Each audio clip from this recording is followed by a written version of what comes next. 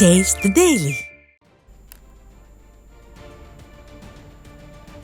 செங்கல்பட்டு மாவட்டம் குரோம்பேட்டையில் உள்ள வாக்கு எண்ணும் மையத்தில் 3 சுற்றுகள் முடிவடைந்த நிலையில் இதுவரை முடிவுகள் வெளியாகவில்லை என தகவல் வெளியாகி இருக்கிறது.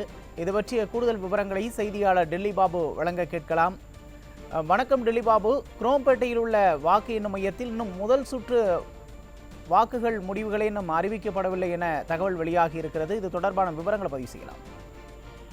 நிச்சயமாக உமேஷ், தமிழகத்தில் அதிக வாக்காளர்களை கொண்ட தொகுதியாக ஸ்ரீபெரும்புதூர் தொகுதி உள்ளது. ஸ்ரீபெரும்புதூர் தொகுதியில் அதிமுக வேட்பாளர் பிரேம்குமார், திமுக வேட்பாளரான TR பாலு உள்ளிட்ட 31 வேட்பாளர்கள் களத்தில் உள்ளனர். இந்த நிலையில் ஸ்ரீபெரும்புதூர் மக்களவை தொகுதிக்கான வாக்கு எண்ணும் மையம் தற்போது குரோம்பேட்டையில் MIT கல்லூரியில் எண்ணிக்கை நடைபெற்று வருகிறது.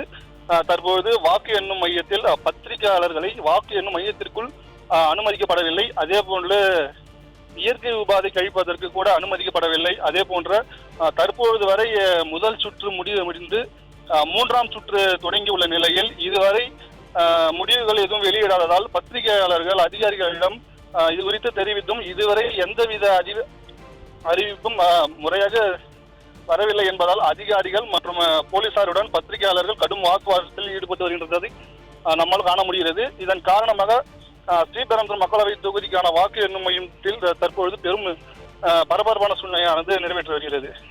உமேஷ்,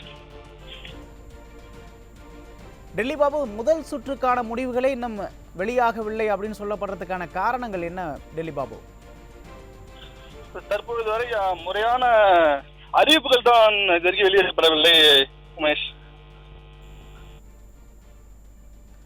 விவரங்களுக்கு நன்றி டெல்லி பாபு.